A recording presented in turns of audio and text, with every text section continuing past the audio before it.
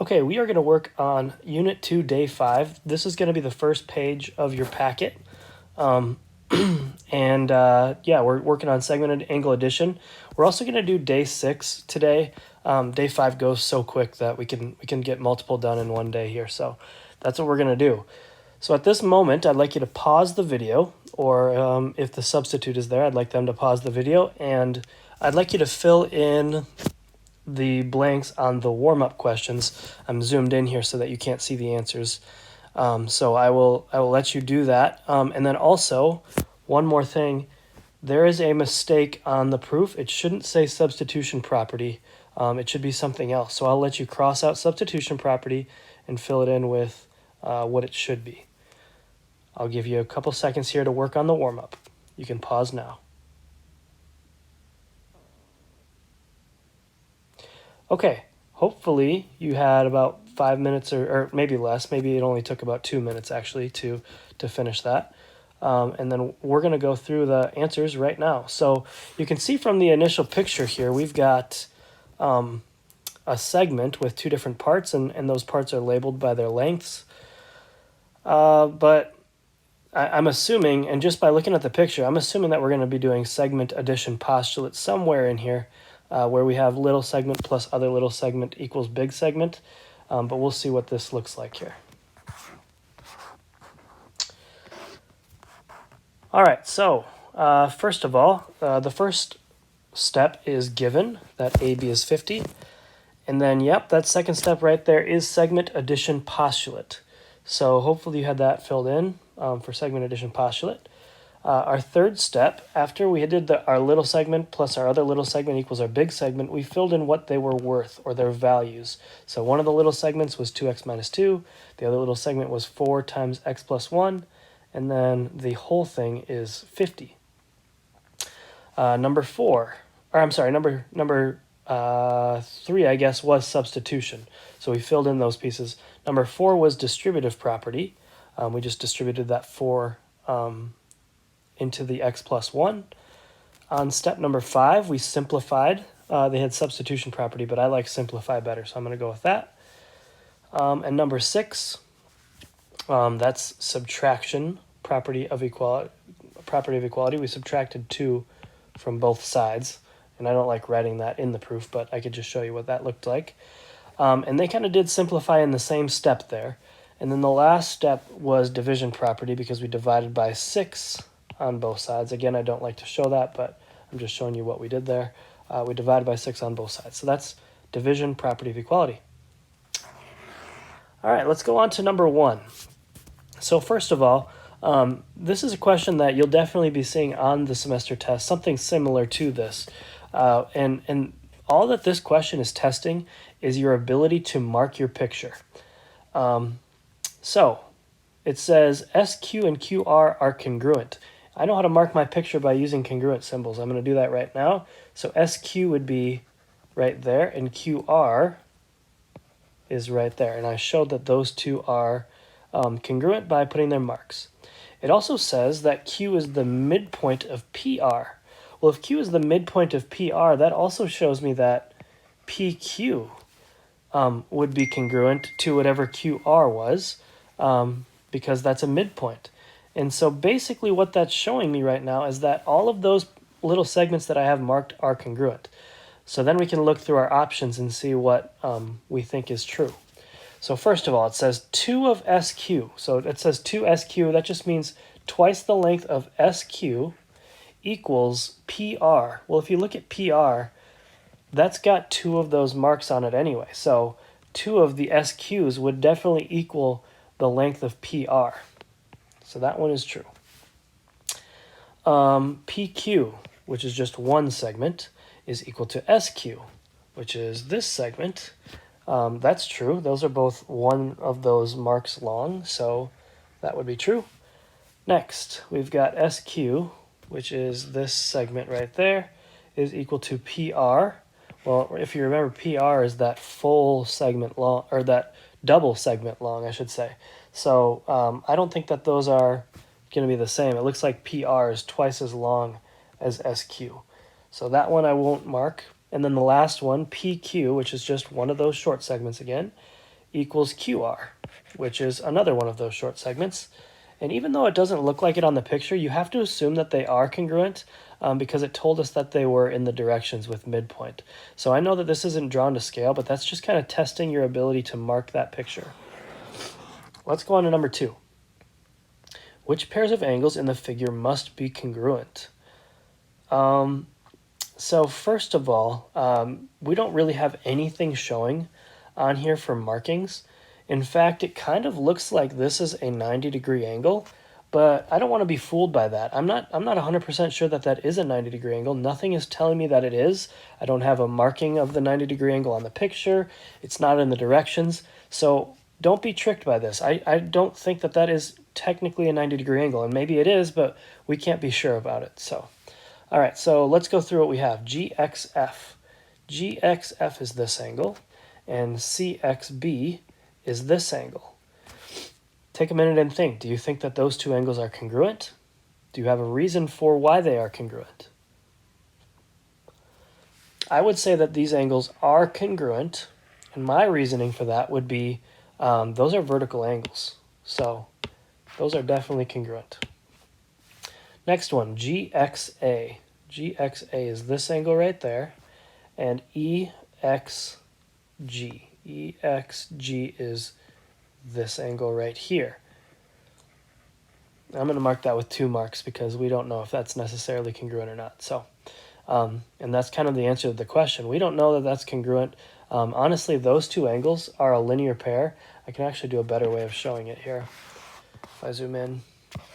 So we're looking specifically at this angle and this angle. Those 2 angles are a linear pair, but they add up to 180, but they're not necessarily congruent. The only way we would honestly know that these are congruent is if they're vertical angles, because we've got nothing else showing that. So, yeah, that one I'm going to say no. All right, next one, CXE. CXE is this angle right here. If I wanted to highlight it, I could. I'm going to go a little bit smaller, though. So CXE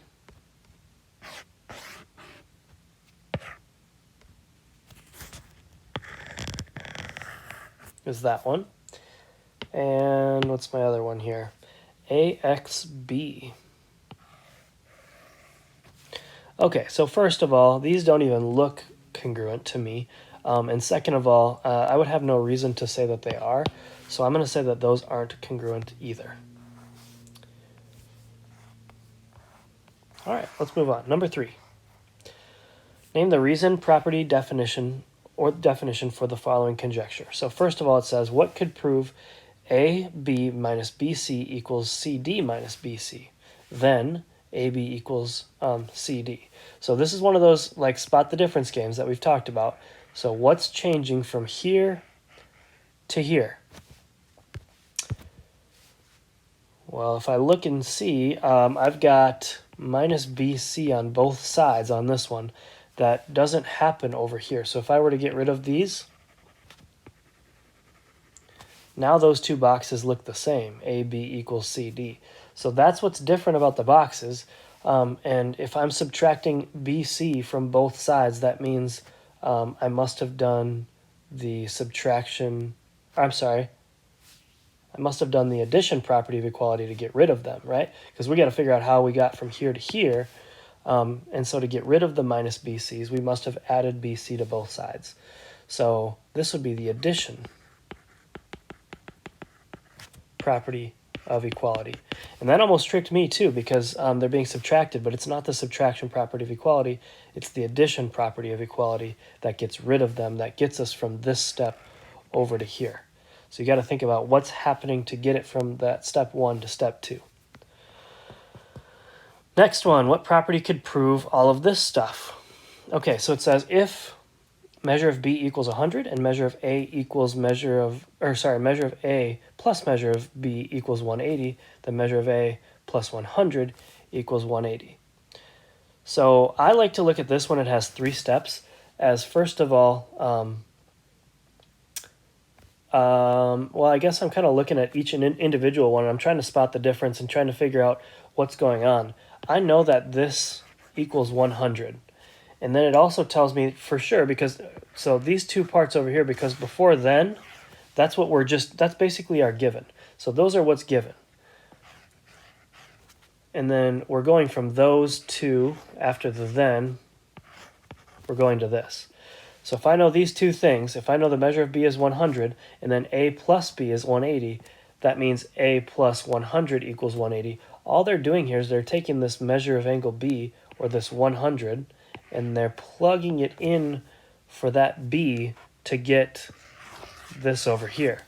Because now we don't have b anymore, we have the 100 in its place, which means this is going to be substitution.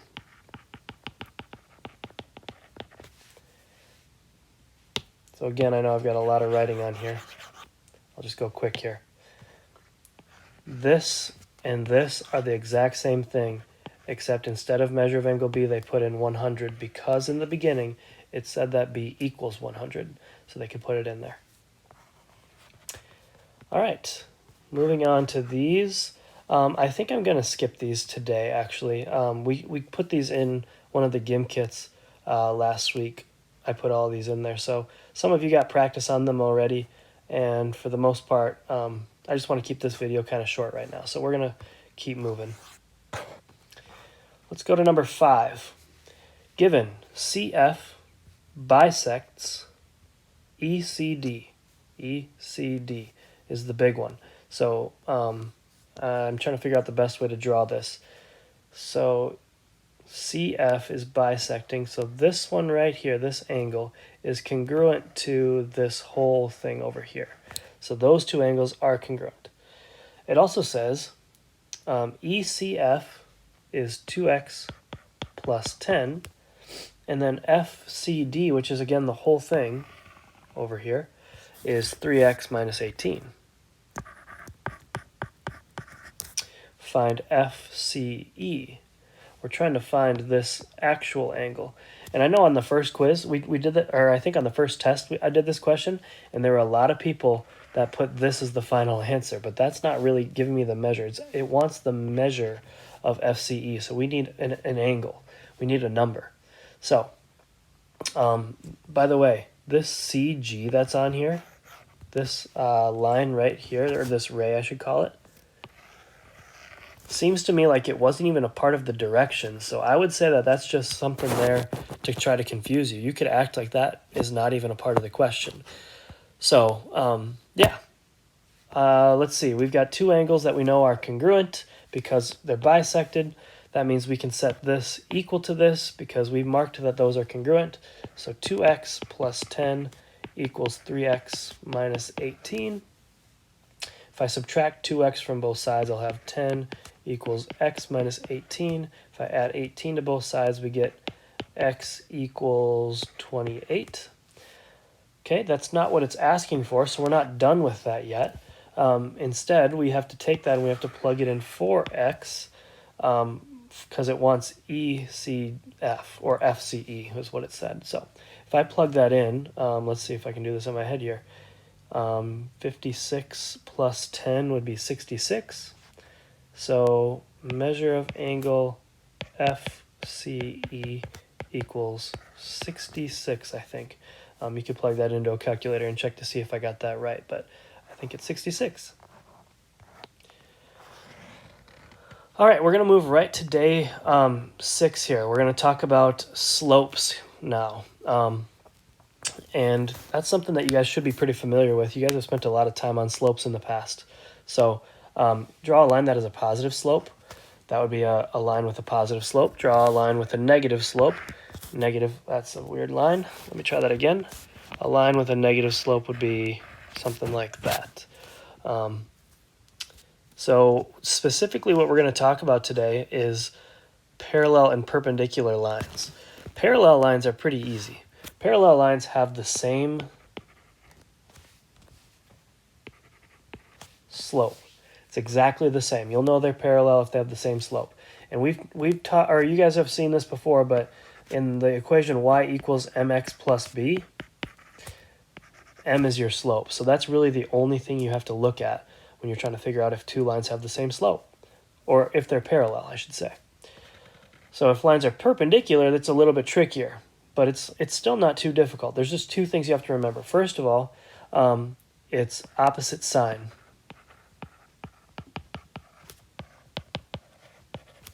Second, it's a reciprocal.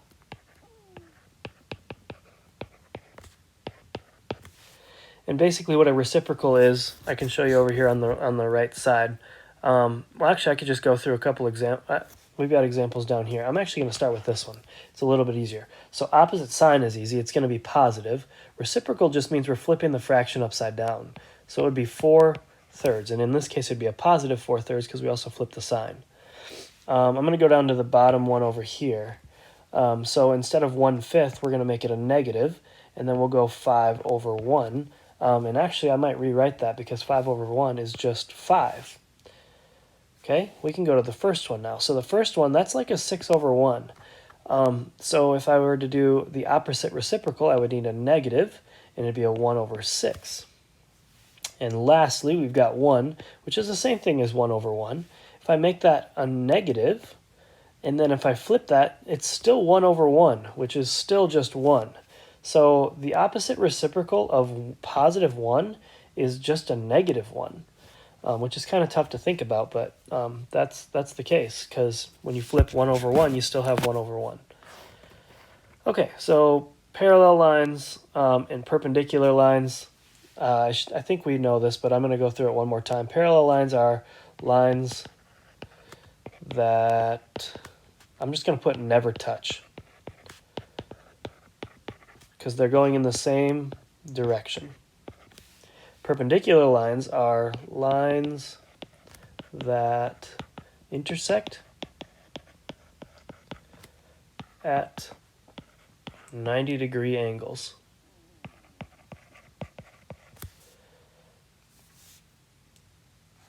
So they make a T, just kind of like the picture for perpendicular. They're going to cross at a 90-degree angle. Okay, so it says graph the following, because this is something you'll see on the semester test. You need to know what these look like. And here's how I like to think about them. So if it's x equals -5, I need to draw a line going through the... So first of all, we don't have this isn't y equals mx plus b form. This is just x equals a number or y equals a number. And if you're not sure what that'll look like, you'll catch on pretty quick here. I'll go through it and you'll see what's happening. I'm going to do these different colors as well. If you have different colors, you can do that. It says use one color for x and the other for y. So for x, I'll use this color. X is -5. So the way I think about this is it is a line going through the x-axis at -5. So that would be, the x-axis at -5 is right here. So if I'm drawing a line, by the way, all of these x ones are going to be horizontal. And all of the y ones are going to be vertical. And I'll show you that when we get there. But I'm sorry, I said that backwards. Let me try that again. All of the x ones are vertical because they got to go through the x-axis. So it's got to be straight up and down to go through the x-axis. So if it's going through -5, sorry, let me fix that as well. If we're going through -5, it's going to look something like this.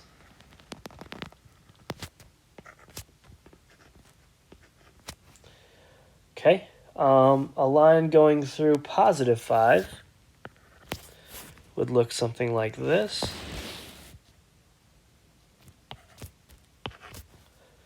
A line going through -4 for x, the x equals -4. Line going through the x-axis at -4 would look something like this. A line going through the x-axis, oh, we got -4 on there twice. I'm going to make this one a +4. A line going through +4 would be something like this. Okay, let's do the y's. I'm going to do a different color for those. So for the y's, now we got the horizontal lines. Because to go through the y-axis, it's got to be horizontal. But I'm going to make it perfectly horizontal when I draw them. So going through the y-axis at 4 would be like that.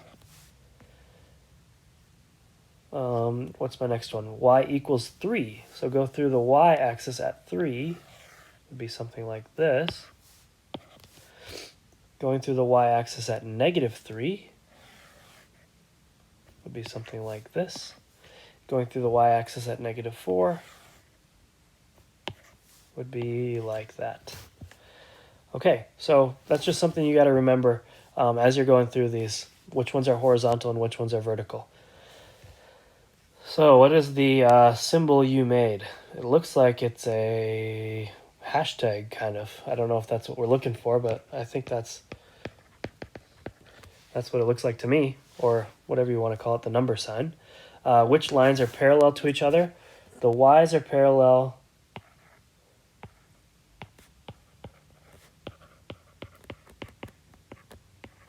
to the x's. Oh, I'm sorry.